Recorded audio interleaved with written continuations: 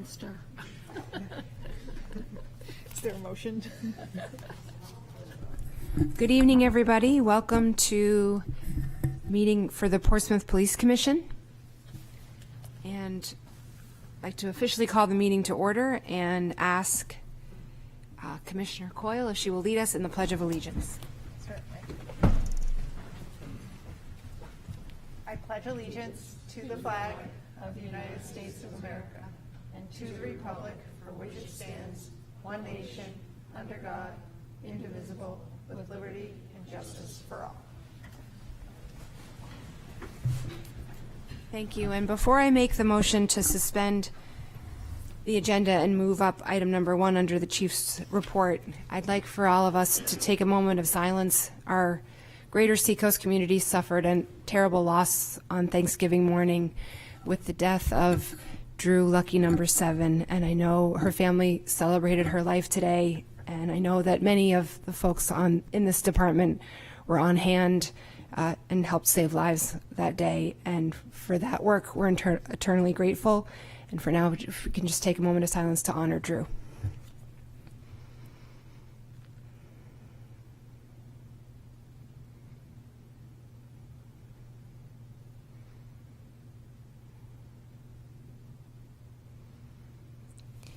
Thank you, and our thoughts and prayers are with her family and all of her friends. Now, I'd like to request a motion to suspend the agenda to move up item number 1. I move to suspend the agenda to move to item number 1 under the Chief's report. Second. All in favor? Aye. Aye. Chief, take it away.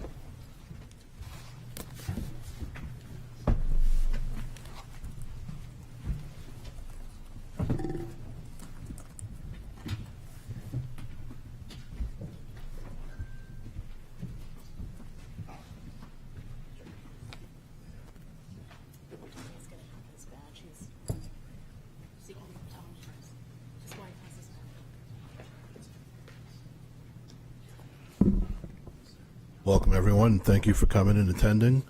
We'll start off with newly Sergeant Tom Sitchko. If you want to come up, Tom.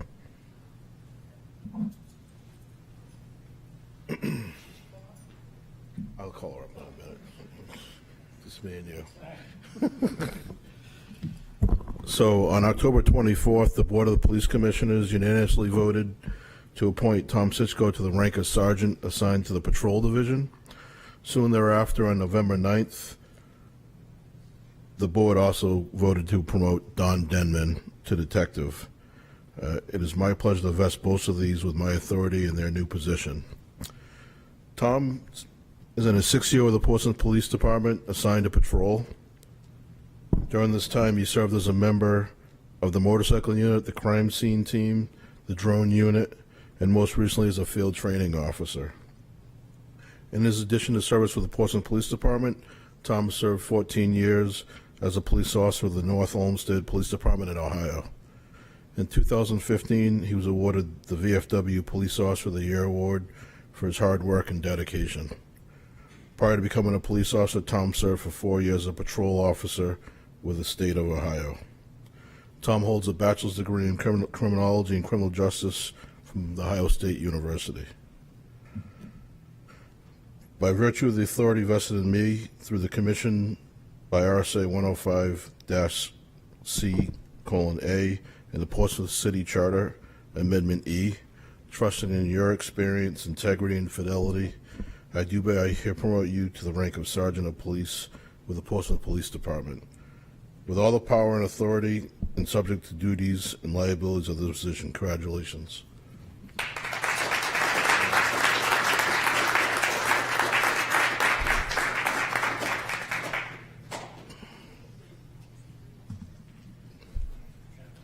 Oh, you got your patch. Oh, look at you. Oh, that's cheating. She can't stab you. All right.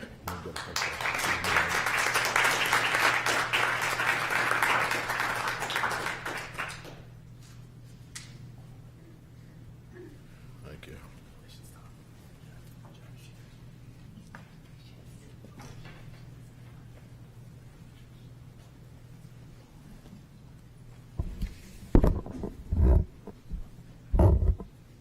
Don? Donnie, you want to come up?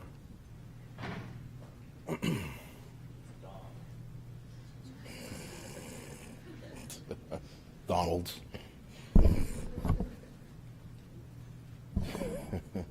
Donnie has been with the Portsmouth PD for 5 years, while being assigned to the Patrol Division. Within this time, he has joined multiple teams, including the Seacoast Emergency Response Team, the Crime Scene Team, and the Street Crimes Unit. Donnie holds a bachelor's degree in criminal justice with a minor in environmental science from Franklin Pierce. By virtue of the authority vested in me through the commission by RSA 105-C:(A) and the Portsmouth City Charter Amendment E, trusting in your experience, integrity, and fidelity, I do by here promote you to the position of detective with the Portsmouth Police Department, with all the power and authority and subject to all the duties and liabilities of the position. Congratulations.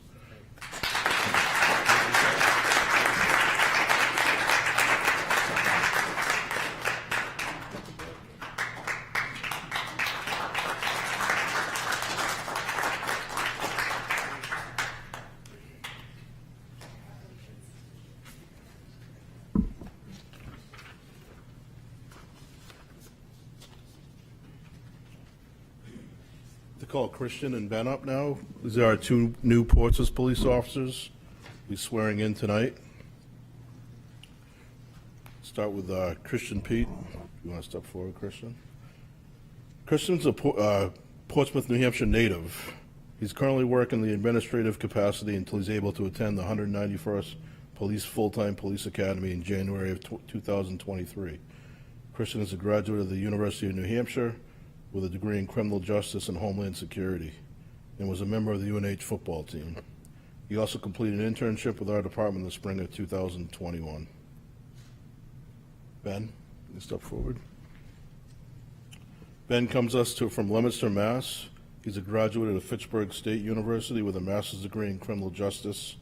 Ben recently graduated from Fitchburg State University Police Academy, becoming a certified police officer prior to being hired by the Portsmouth Police Department. He's currently in the beginning stages of our department's field training program. Now, both of you guys raise your hands. And you're going to repeat after me. I state your names. I, Benjamin Ashton, The above name appointee. Say the above, repeat after me. The above name appointee the above name appointee, do solemnly swear do solemnly swear that I will faithfully and impartially I will faithfully and impartially discharge and perform all duties incumbent on me discharge and perform all duties appointed on me as a police officer, constable, and night watchman of said city of Portsmouth, as a police officer, constable, night watchman, Portsmouth, according to the best of my ability, according to the best of my ability, agreeable to the rules and regulations of the Constitution agreeable to the rules and regulations of the Constitution and laws of the state of New Hampshire. and laws of the state of New Hampshire. So help me God. So help me God. By virtue of the authority vested in me through the Police Commission and RSA 105-C, trusting in your integrity and fidelity, do hereby constitute and appoint you a police officer, constable, and night watchman of said city of Portsmouth, with all the power and authority and subject to all the duties and liabilities provided by law. Congratulations. Sir.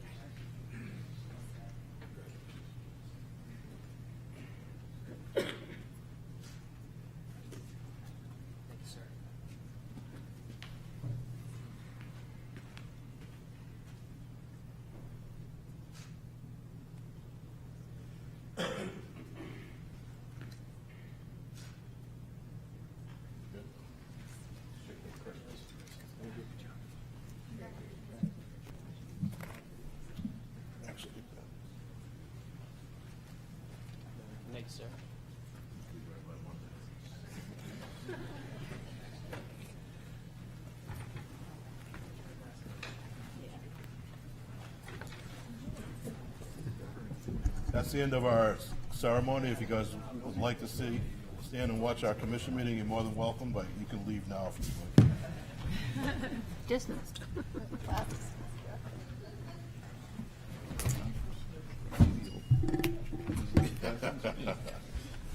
It's tough to put a badge on those. Thank you all. Congratulations. Okay, so we will resume our normal agenda. And can I ask for an acceptance of the minutes from the meetings 2022 held on October 25th? I so move. Second. All in favor? Aye. Aye. And now we'll move on to public comment. I don't see anyone here prepared to make public comment, so we'll move forward. Move on to new business for Police Commission. We've done the acknowledgements relative to the promotions earlier. So why don't we move right on to facilities update. And first, Chief, do you want to share any updates on the restoration efforts here? So the restoration efforts are progressing slowly but steadily.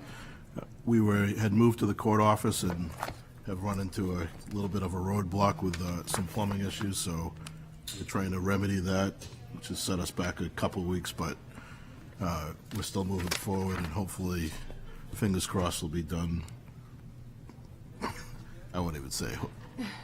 January is our new goal. So, but we are still progressing. Hopefully, this is our last road block, and the rest should be done close to by the end of the year. Okay. Any questions on the restoration efforts? And if I could ask you, Commissioner Coyle, to share an update on the next steps for the public safety facility planning work? Yes, so we conducted some interviews of design architect firms, and those interviews went great. There's a lot of talent, and we're at this point waiting to get some proposals back to us, which we'll then evaluate. But it was very encouraging talking to these firms, and they had lots of ideas in many different directions. So we'll see. It's exciting. Any questions, Commissioner Scher? No. Anyone else have any questions on the update? Great. Moving on to community priorities. Again, I'm going to turn it back to you, Commissioner Coyle. I know you have a couple updates here to share. Sure. Mostly that we have updated the tracking tool, and thanks to Jackie, who has already posted it to the website, just to reflect some of the updates with respect to non-disclosure agreements, as well as some of the other efforts with the new UNH surveying. And so as we continue to gather data, we'll continue to update the tracking tool just so the community has access to see what we're doing and our progress. Chief, to that end, can you share anything new about the CAD RMS system and where we are at this point? So we have selected a final,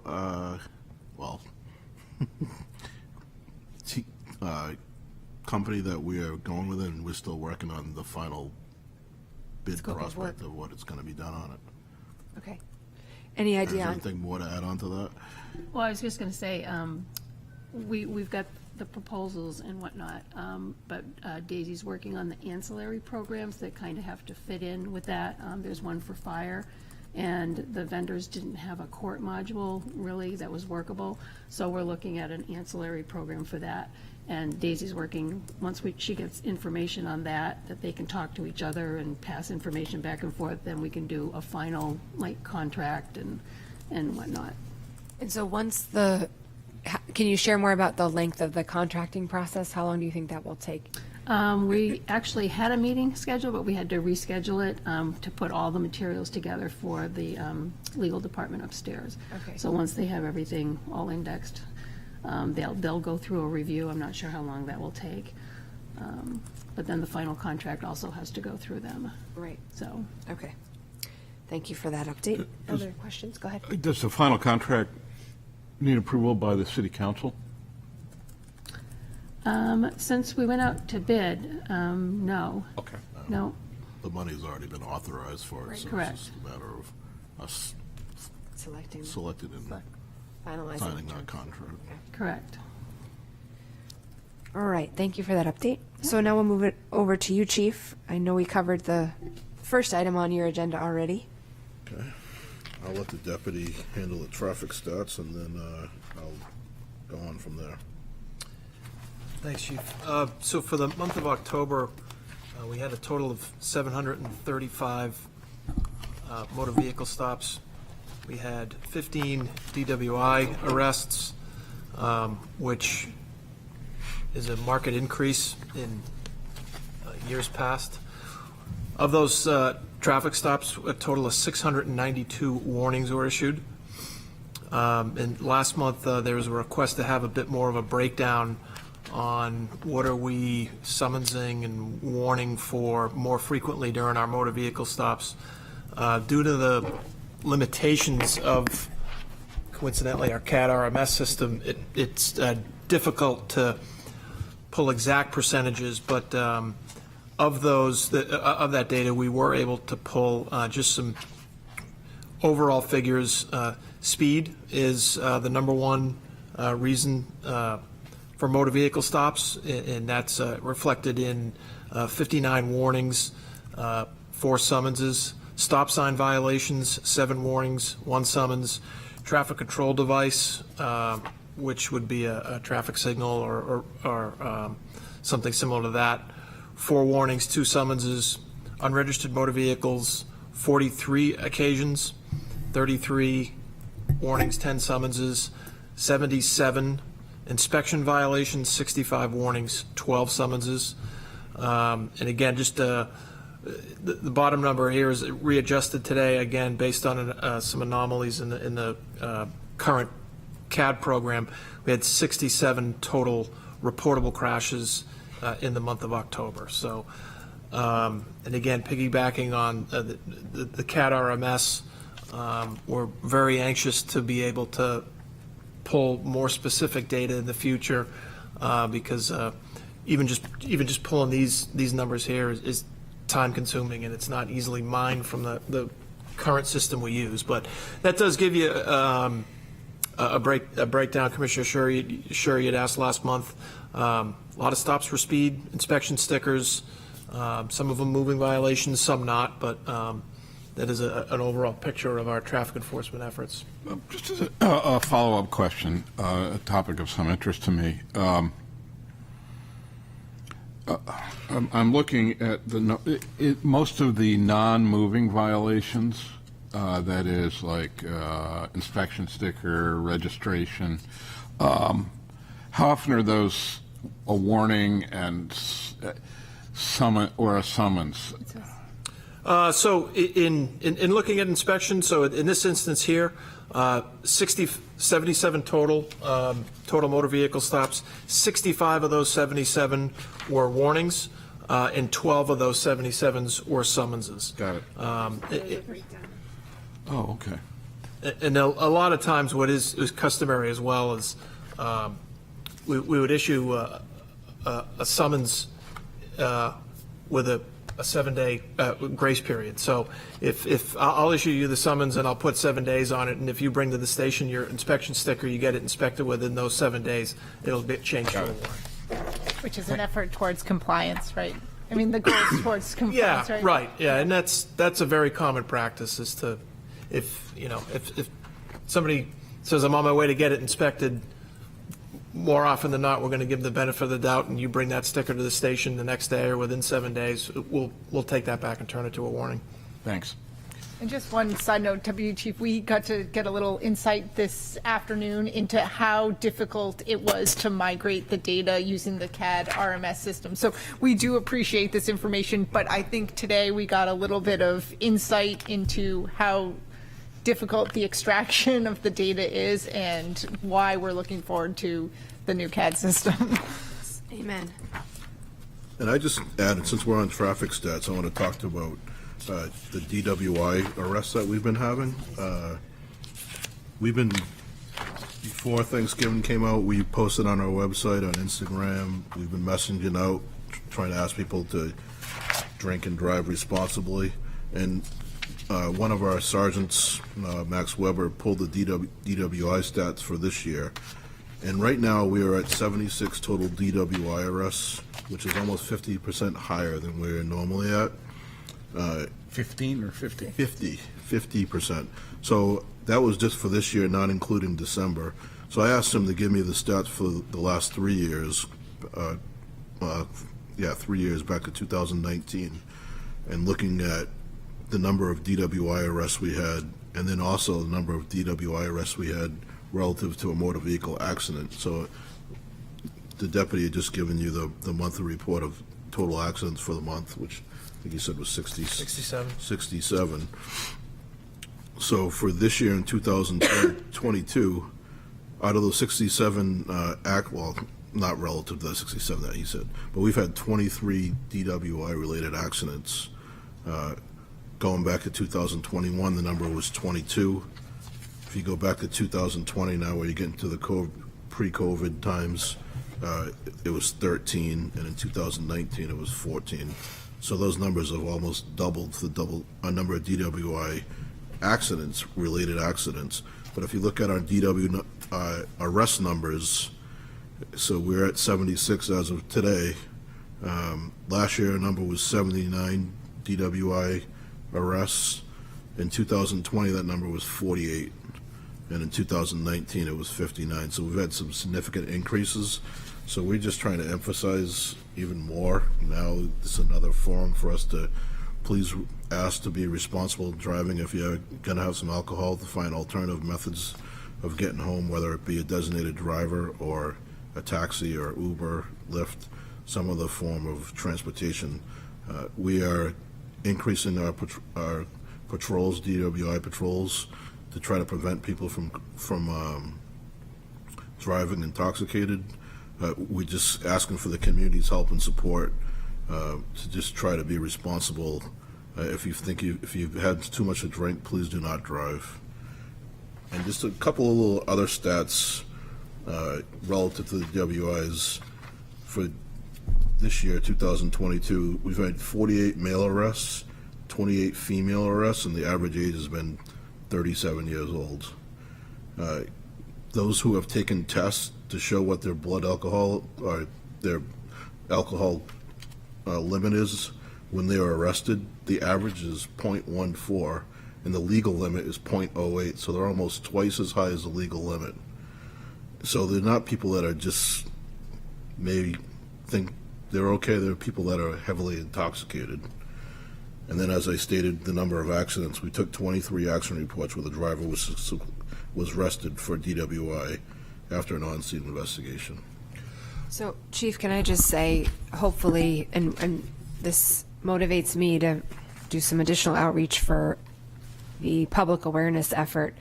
If Seacoast Online, Portsmouth Herald, Foster's is listening, we need to do a story about this. People need to be made aware of the problems in our community so that they can discourage, they can provide rides, they can be aware and be trying to help their neighbors, their family members prevent this from happening. We do not drink and drive. It's a decision that can cost lives. And so if Portsmouth Herald's listening, I'm going to be following up with a phone call because these stats need to get out there so people can hear them and understand that the problem, we know the problem of mental health is at a tipping point. People are suffering, they're struggling. Alcohol is often used as an antidote, and it's causing a lack of public safety. So we got to do everything we can to raise awareness. Thank you for bringing these stats to our attention.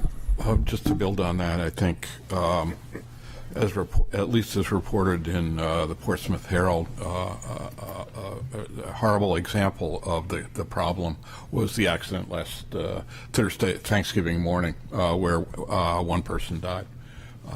And it seems, at least from the public reports, that alcohol was involved. So I have one question. Do we ever look at where the people who are arrested for DWI live?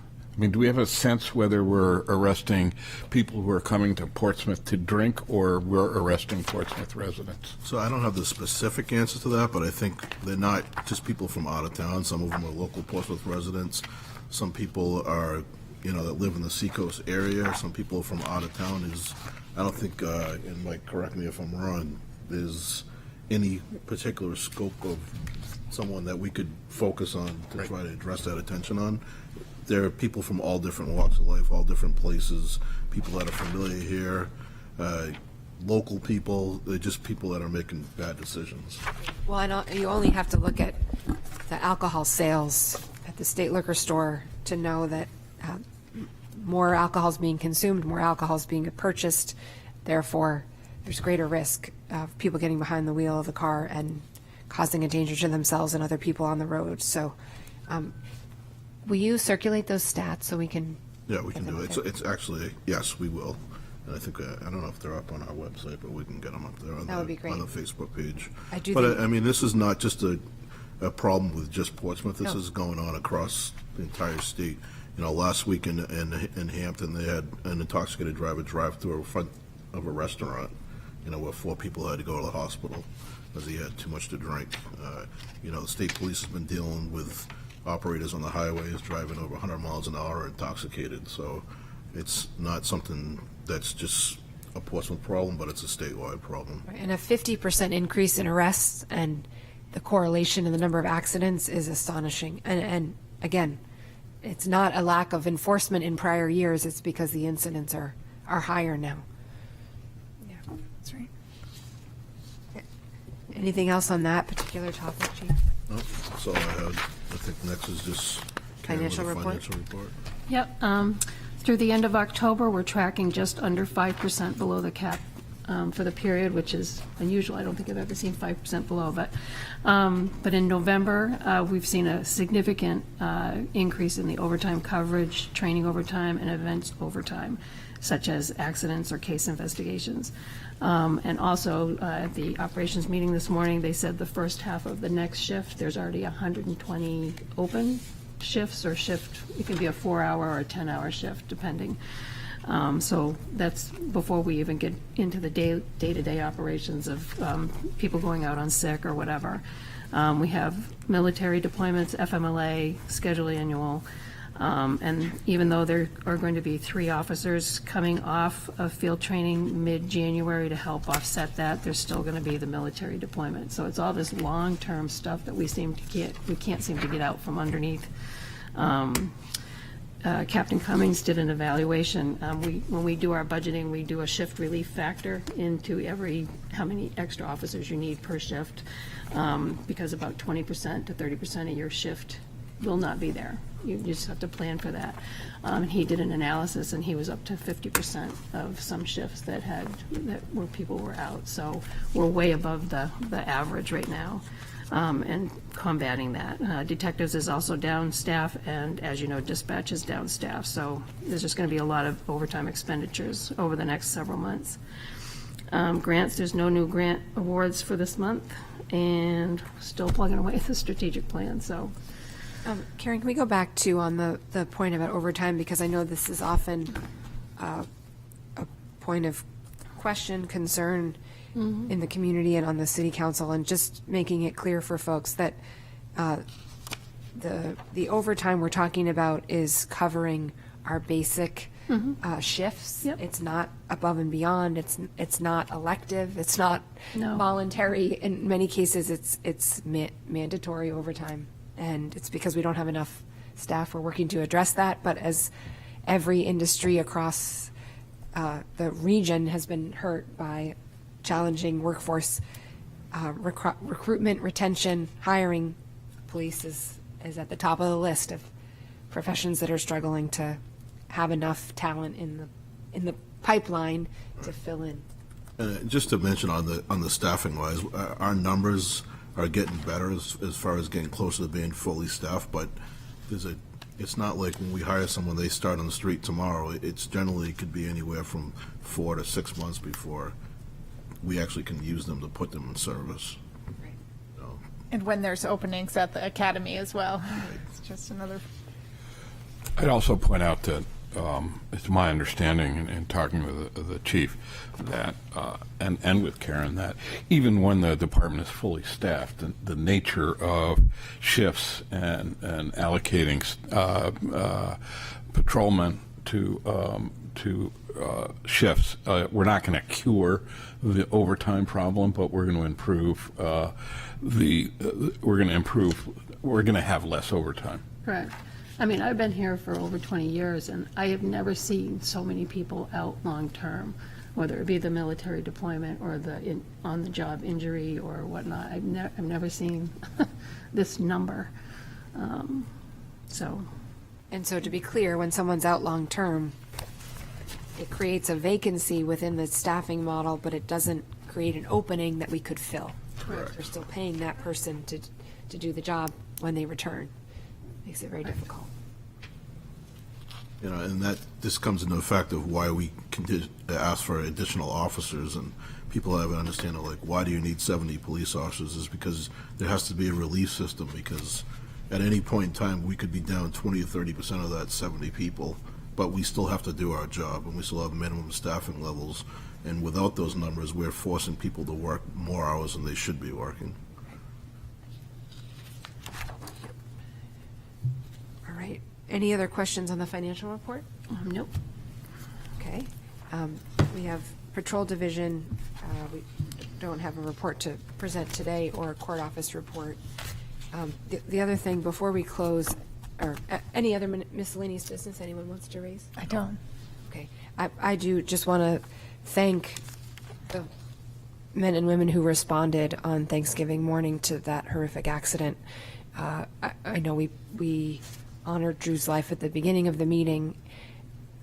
I have been carrying with me in the days since what her family must be going through, and I can only imagine, to the officers who were there trying to help save lives, the impression that left on all of you. And I thank you for the service you provided that day, and I want to make sure we've done everything we can to support and help and provide the reinforcement needed, because the trauma of that scene I can only imagine. So I know, Deputy Maloney, you were there, and I'm grateful for your efforts, Chief, for your leadership in making sure people were ready to respond. Obviously, everybody wishes they could do more in a situation like that, but I know what you did do is help save lives. So I think for that we want to commend and thank you, and know that if there's anything more the Commission can do to support the folks who were there, who experienced the trauma, please tell us what it is we can do. Thank you. Anything else? With that, I guess we'll ask to adjourn the meeting. I move to adjourn the meeting. Second. All in favor? Aye. Aye.